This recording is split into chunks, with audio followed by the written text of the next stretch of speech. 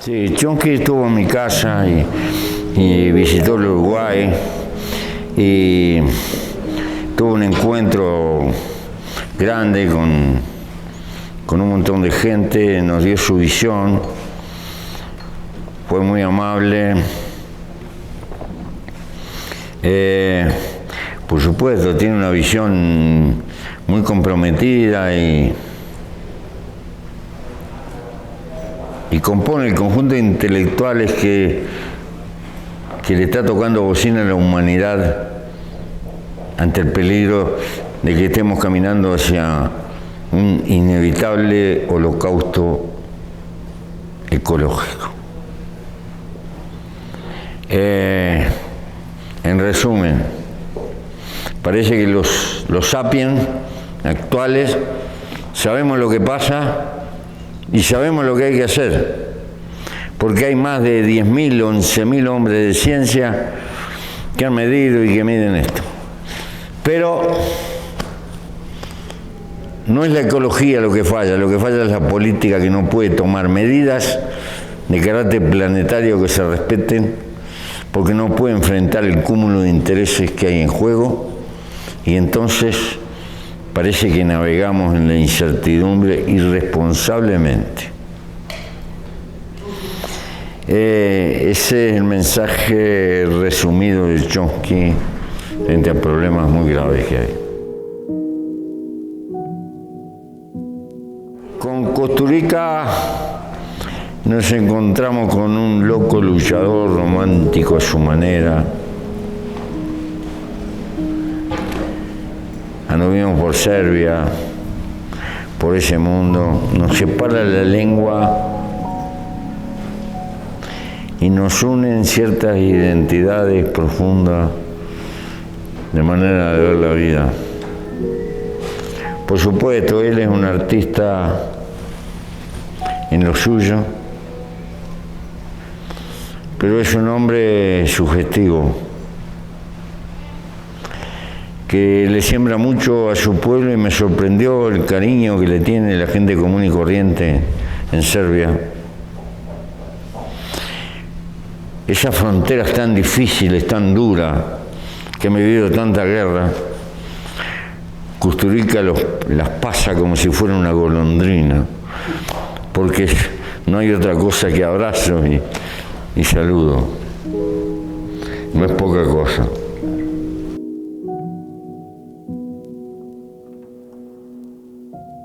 Es muy generoso. En el mundo hay mentes maravillosas. Yo no soy otra cosa que un paisano con alguna lectura. No muchas, me faltan pilas.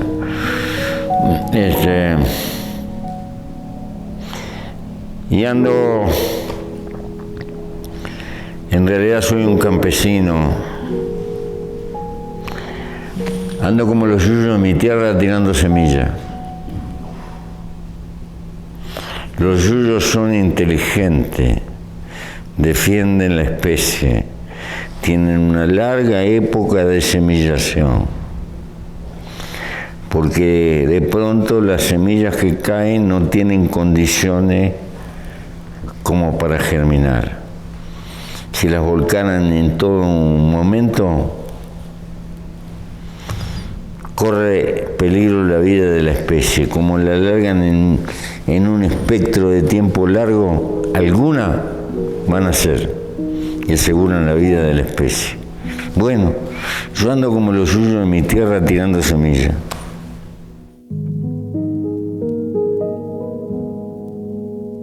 Pero no cualquier sembrador de yuyos,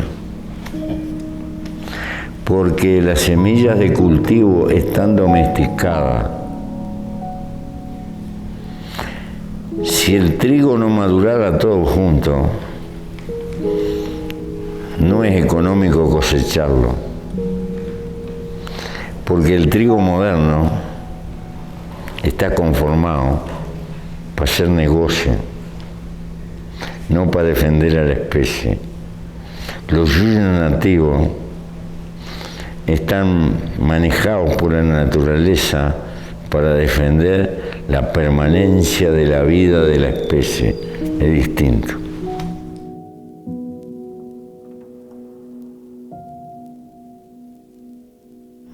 Y tal vez tenga razón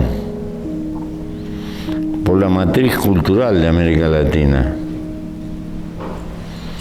Yo,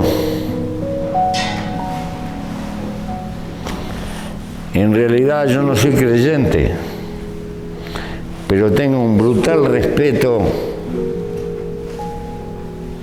concretamente por la Iglesia Católica. Porque en América Latina tenemos dos cosas en común: la lengua y la Iglesia Católica. Como yo sé todos los defectos,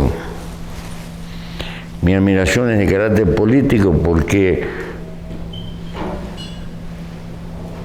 sueño con la necesidad de estar juntos, y entonces hay que cultivar las cosas que nos tienen. Es un continente donde hay vastísimas masas católicas creyentes, y yo las quiero. Entonces, porque yo sea un viejo ateo, no puedo despreciar. Sí.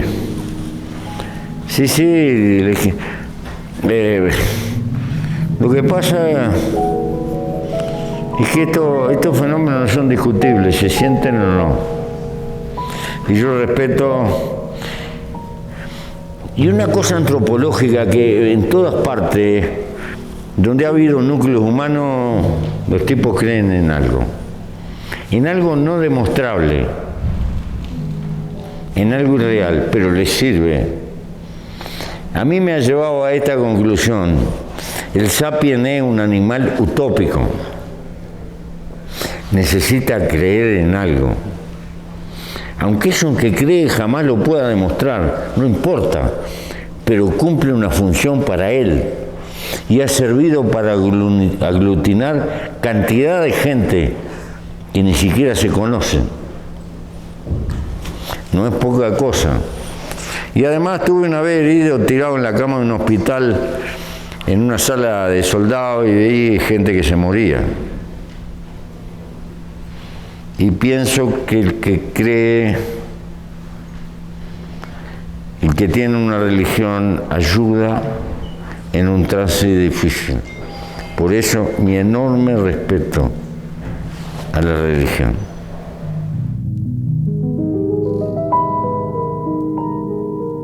Yo no puedo poner los bueyes delante del carro, así como así. Yo no sé si es posible la integración. Lo que sé es que hay que luchar por ella, que es distinta.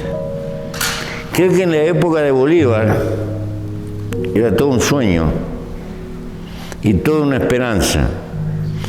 Los viejos libertadores soñaban de que los nuevos estados se debían de conformar por lo menos en los límites de los viejos virreinatos. No fue así. Cada aporte importante terminó organizando un país, porque nos liberamos de España, pero se estaba formando el mercado mundial y quedamos dependientes del mercado mundial. Y más que mirarnos entre nosotros, nos dedicamos a mirar el mundo rico y a comerciar con el mundo rico. Pero ahora tenemos una fuerza, el susto. El mundo que se viene, no debemos ser tan angelitos de creer que va a ser un mundo tierno, dulce.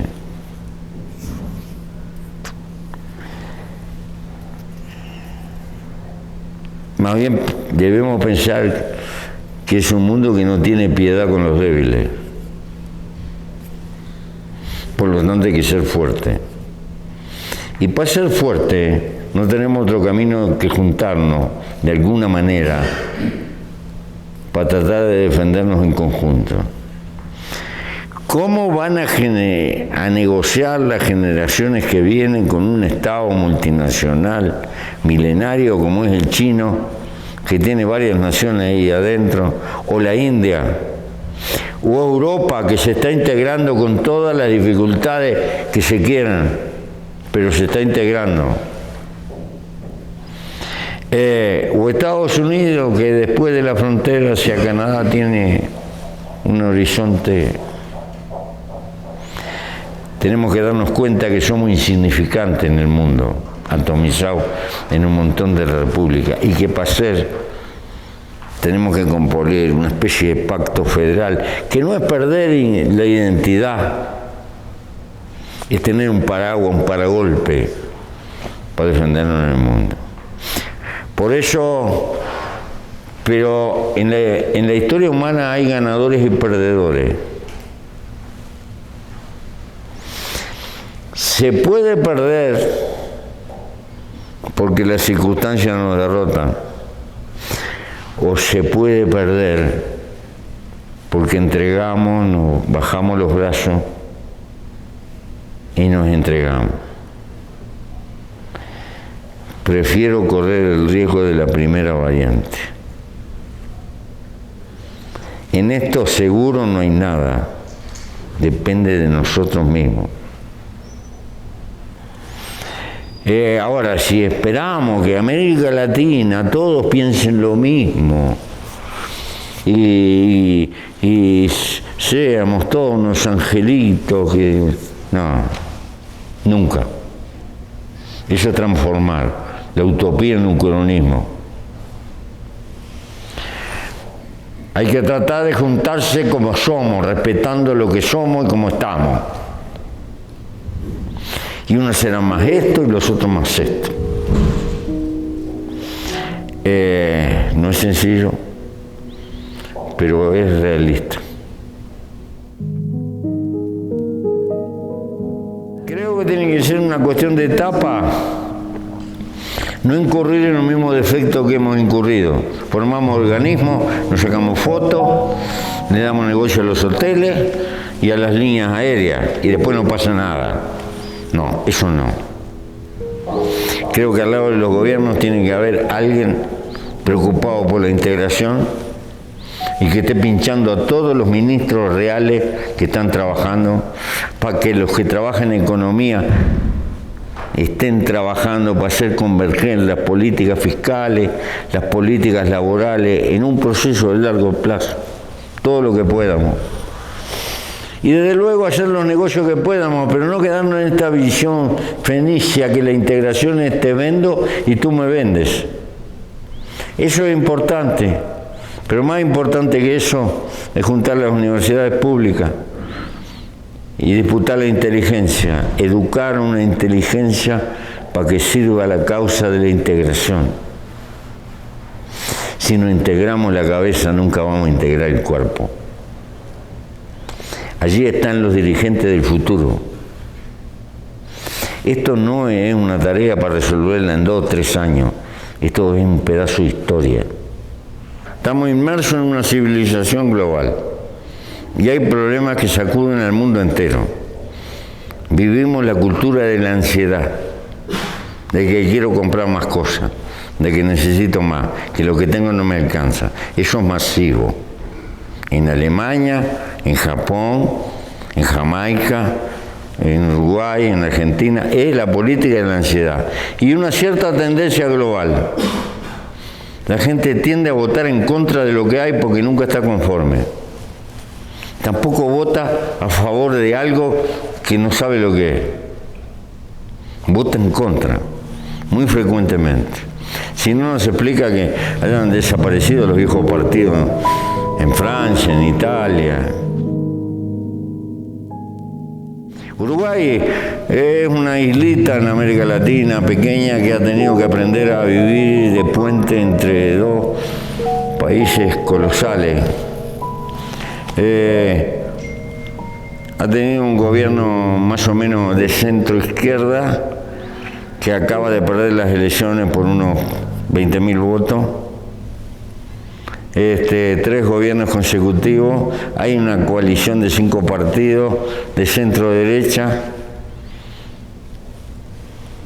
Vamos a ver cómo todavía no agarró el gobierno, no puedo juzgarla.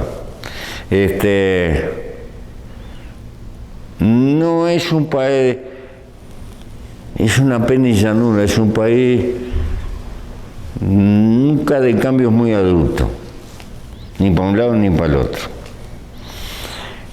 Yo diría, la derecha del Uruguay es casi un centro en otro lugar. Y la izquierda del Uruguay es una izquierda centro. Es un Los viejos revolucionarios somos leones vegetarianos.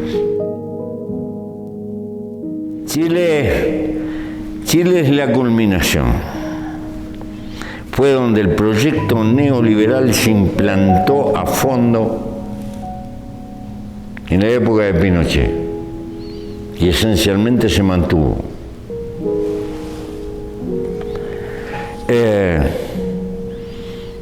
Además es un país que tiene cobre. Eso hay que ponerlo aparte porque es un material limitado y estratégico. Los macronúmeros son buenos, muy buenos. La gente vive mal, se queja. ¿Por qué? Porque todo es mercado, no ha construido bienes públicos. La salud es negocio, el agua es negocio, la jubilación es negocio, la enseñanza es negocio, todo es negocio. Entonces, el que no tiene acceso a los bienes del mercado por limitaciones tiene enormes dificultades. Y eso ha terminado en una eclosión, porque las diferencias son muy palpables, muy notorias. Es el fruto amargo de la culminación del proyecto neoliberal. Una sociedad con cierto grado de desarrollo interesante, desde el punto de vista, con una concentración de la riqueza fabulosa y sin medios públicos, bienes públicos que amortigüen las contradicciones. Es exactamente lo contrario del Uruguay. El Uruguay ha tenido históricamente, no nosotros. Ya tuvo pensión a la vejez en 1912. Y le dio el divorcio a la mujer por su sola voluntad en esa época. Y reconoció la prostitución en 1907. Y nacionalizó la producción de energía eléctrica hasta hoy, en 1910. Y así sucesivamente. Uruguay es exactamente lo contrario. Se le puede criticar por tener demasiados bienes públicos. La enseñanza gratuita hace 130 años. Bueno, Chile es lo contrario de eso.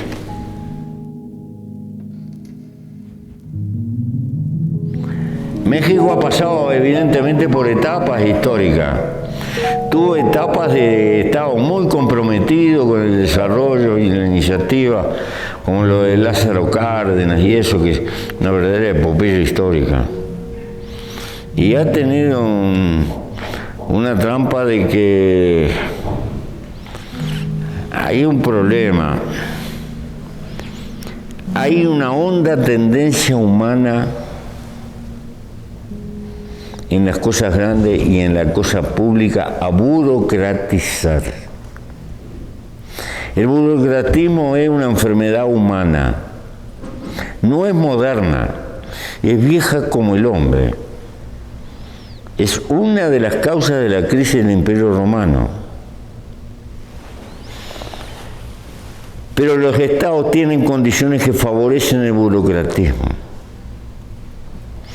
Entonces, en lugar de luchar para curar la enfermedad, luchan para matar al enfermo, que es el Estado. Quieren matar al Estado por culpa de la burocracia, en lugar de luchar con medidas contra la tendencia del burocratismo. No le puedo desarrollar lo que pienso, pero creo que los funcionarios públicos del futuro deben de pasar por una universidad dedicada a formar el capital público y aprobar exámenes, y el que no aprueba tirarlo para afuera. Es al revés, los trabajadores públicos tienen que ser los mejores del país. ¿Por qué? Porque tienen una incidencia brutal. Pero este no es invento mío, ¿eh? Este es invento de una dinastía china de hace 300 o 400 años, que elegía en el reino los más inteligentes, los concentraba, los acuartelaba y los formaba, y después los ponía a funcionarios públicos. Hay que tomar medidas contra el burocratismo, pero no matar al Estado, porque si no tenemos Estado, no tenemos herramientas para pelear con el mundo transnacional.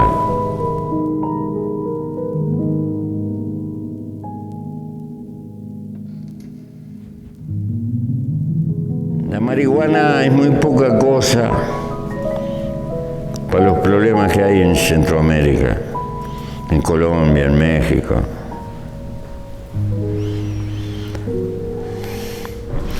Hay un señor poderoso al otro lado del río Bravo.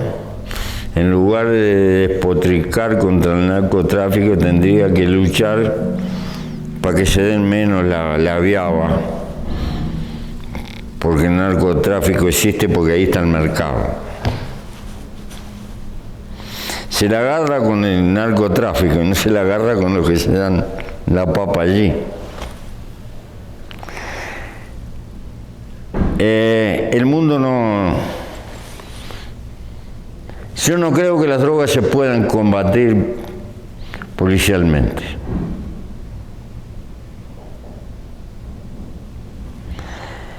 ¿Por qué? Porque la tasa de ganancia es enorme.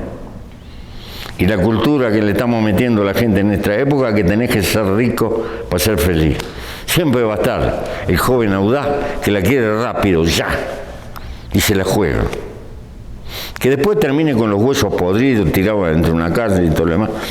Bueno. ¿Y cuál es el método? ¿Plata o plomo?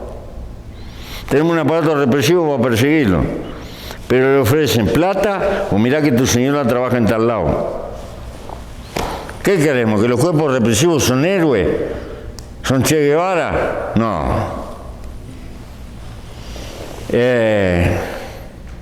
Entonces, yo no veo otro camino que legalizar el consumo de droga, identificar al consumidor, identificarlo. Y cuando se está pasando de la raya, que se transforma en un problema médico, por eso hay que identificarlo, internarlo, con internación compulsiva, porque ya no es dueño de su voluntad, la droga lo está dominando, y es un enfermo que hay que curarlo a prepo.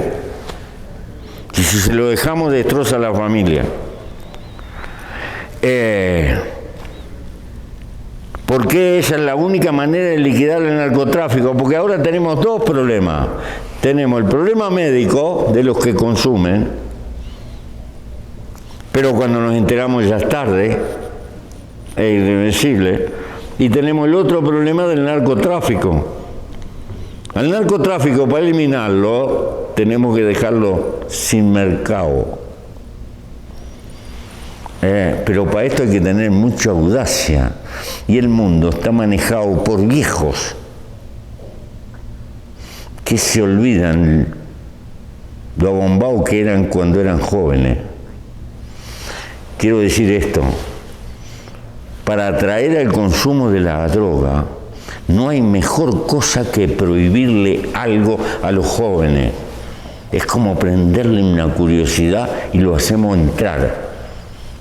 Y después que entraron, adiós. Pero se van a asustar con esto que dije. Porque además hemos montado semejantes aparatos represivos que tienen que justificarse a sí mismos cuando se miran al espejo, y a la sociedad tienen que demostrar que son importantes, que son imprescindibles, porque si no se quedan sin trabajo. Y yo creo que lo que estamos gastando en milicos inútiles, porque no pueden, lo tenemos que gastar en enfermeros para curar a los enfermos. Pero está. Por eso empecé la legalización de la marihuana, pero como un primer escalón para romperle los prejuicios a la sociedad en la que me toca vivir.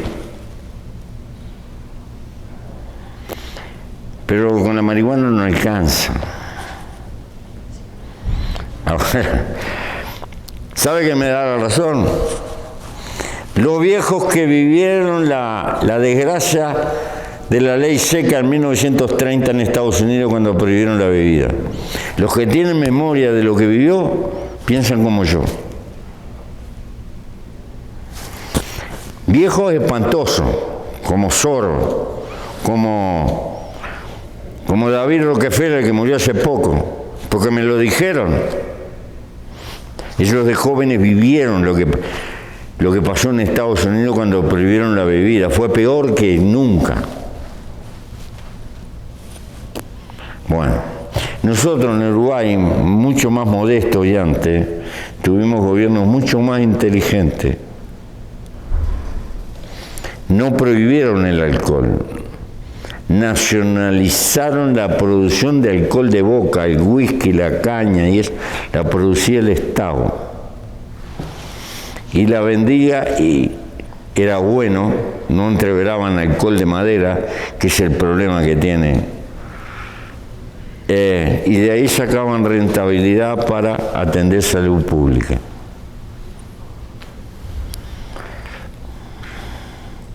Porque hay una manía en los humanos, lo que es feo, lo prohíbo. Y no quiero aceptar que después sigue existiendo a pesar de ser feo. Eso pasó con el aborto. Es más viejo que el mundo. Pero como es feo, no nos gusta a nadie, entonces lo prohibimos y creemos que está arreglado. Con lo cual condenamos a las mujeres pobres. Bueno, Bolivia tiene varios problemas. Tiene un problema racial también. Tiene una mayoría de India pisoteada y segregada y despreciada. Tiene una minoría blanca acomodada, mejor económicamente, y tiene mestizos. Muchos conversos. Y tiene otra desgracia nueva, tiene el litio. Un material estratégico para el tiempo que viene. Se dice que es el 70% de la reserva mundial de litio. No sé si es cierto. No, parece razonable que el hombre blanco deje que un indio administre eso. Claro, y bueno, esa es la tragedia. Espero de que encuentren una salida, más o menos. Brasil es un continente con varias regiones, y ahí se está jugando un partido muy grave. Están privatizando propiedades colosales del Estado.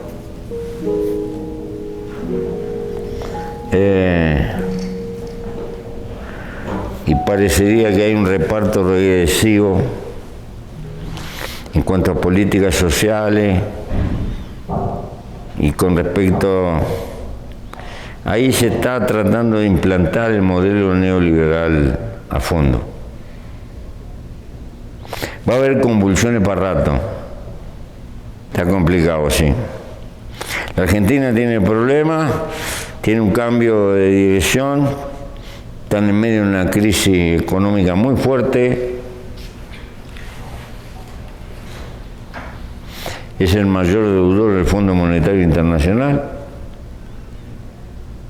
Capaz que la Argentina funde el Fondo Monetario Internacional, sería una hazaña.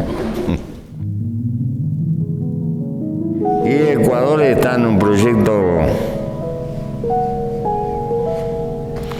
que parece haber abandonado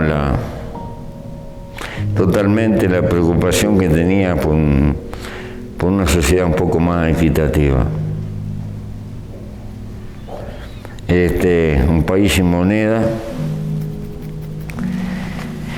y con una realidad indígena muy complicada también, muy fuerte.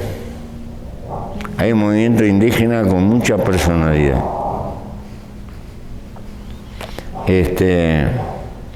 Colombia, un país formidable por los recursos que tiene,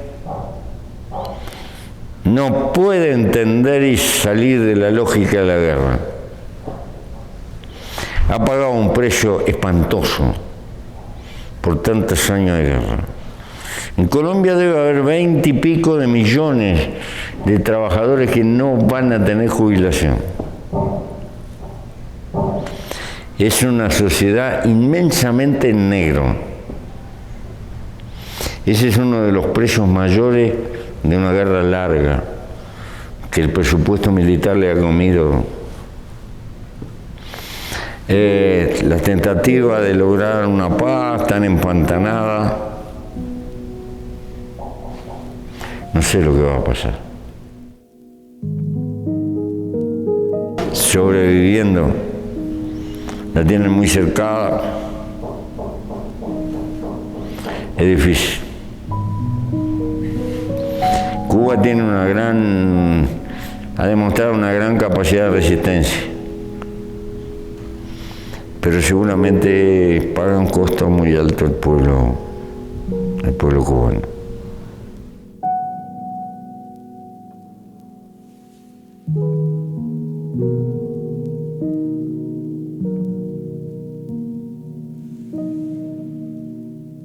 Porque las mejoras logran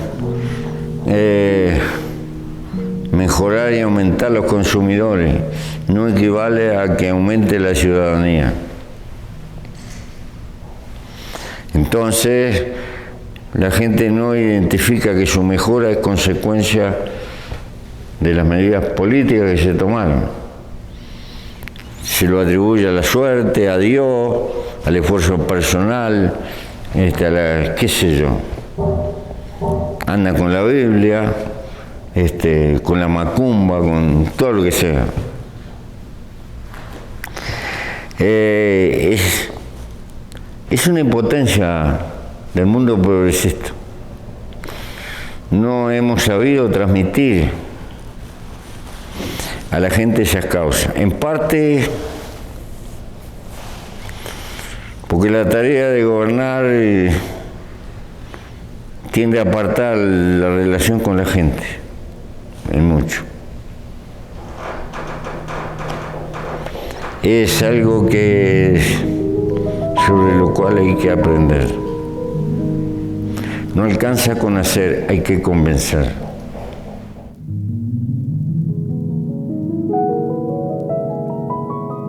No, los medios de comunicación están sujetos a las tensiones del mercado. Y como tal, nunca van a estar muy convencidos del lado popular de la historia. Porque el lado popular de la historia es pobre. No da buenos negocios. Es así. Puede haber excepciones.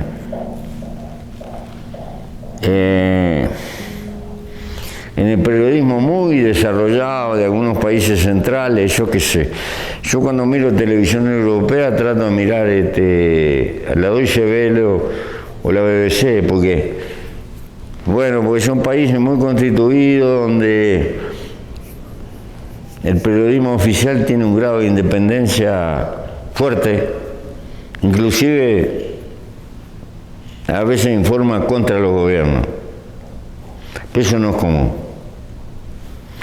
Y en cuanto al periodismo privado, está muy sujeto a los intereses económicos. Entonces, por ese lado es difícil comunicarse con la gente. Claro que hoy existen otros medios. Tal vez haya que trabajar mucho más en eso.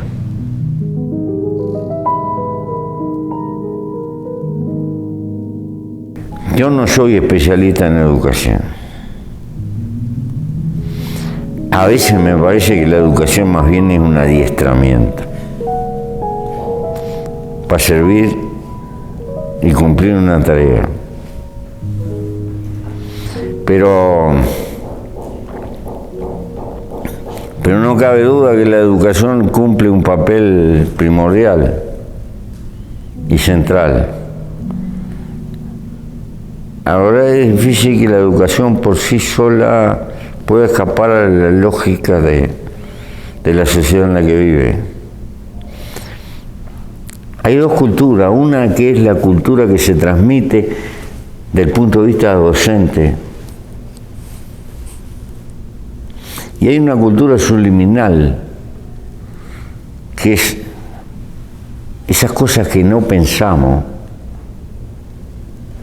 Pero si nosotros vemos nuestra vida personal, está llena de decisiones permanentemente que ni siquiera son pensadas, son poco menos que automáticas, son reflejo. Esa cultura condiciona en buena medida la marcha de nuestra vida. Y esa es funcional a la etapa de la historia que estamos viviendo. Y está construida por las técnicas de marketing. El marketing no es cualquier cosa, es un conjunto de disciplinas que trata de imponer la venta de objetos y transformar los lujos en necesidades imperiosas. Y trabaja sobre la parte subliminal, sobre lo inconsciente. Y tienen una fuerte influencia en nuestras reacciones. Por eso, cuando hablamos de cultura, tenemos dos culturas. El arte, la novela, la pintura, etcétera, el pensamiento, la poesía. Pero después tenemos la otra, la diaria, la que se expresa en la rueda familiar y la que gobierna inconscientemente buena parte de nuestras decisiones. Esa cultura trata de hacernos compradores. Necesita, como el pan, que seamos tributaristas, compradores permanentes, porque eso es lo que asegura la acumulación, el negocio. Los ministros de Economía se espantan cuando el PBI se tranca, ¿verdad? Han tenido enormes dificultades.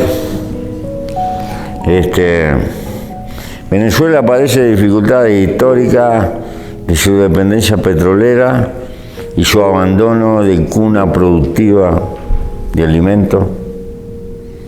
Este fenómeno no es de hoy, es viejo. Venezuela tiene reservas agrícolas imponentes,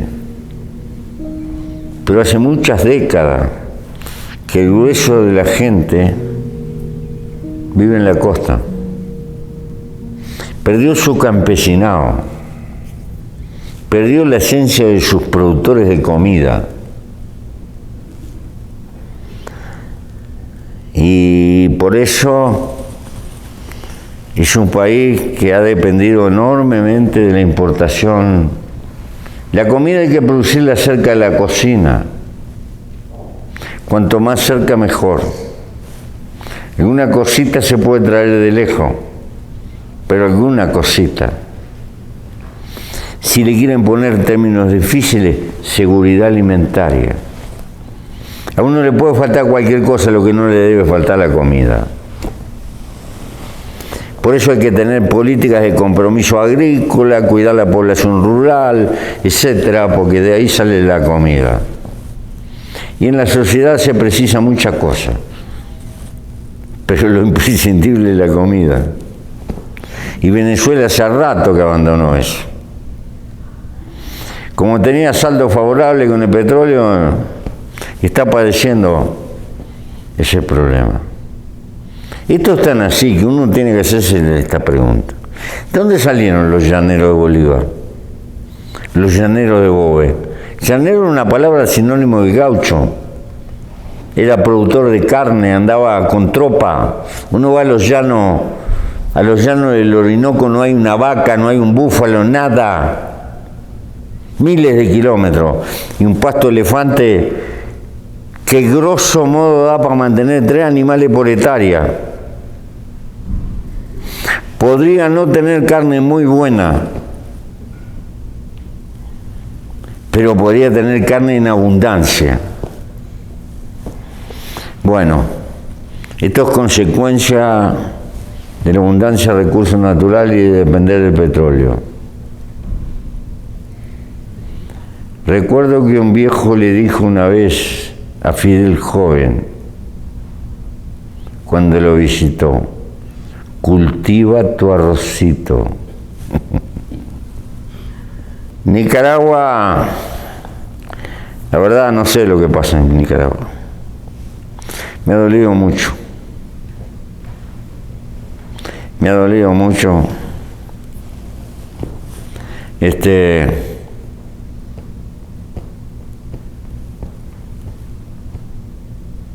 No pensé que la revolución sandinista pasara por lo que está pasando.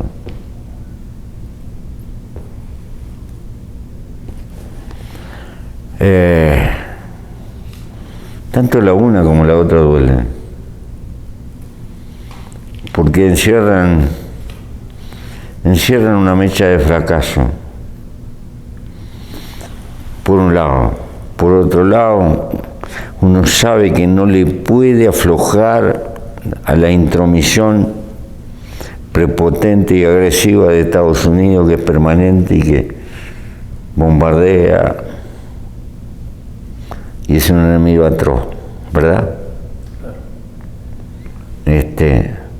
Yo no quiero ser colaborador de la política de Estados Unidos, ni por asomo.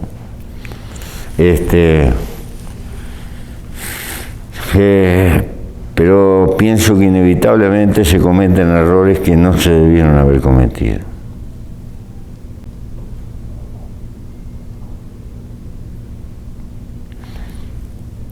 Y pienso en Nicaragua, en Venezuela, en el mundo entero. Los dirigentes deberían de vivir como vive la mayoría de su pueblo y no como vive la minoría privilegiada. No porque ellos solucionen los problemas económicos, sino para no perder la confianza de la gente. Vivir como ellos. Hay que vivir como se piensa, porque de lo contrario se corre el riesgo de terminar pensando cómo se vive.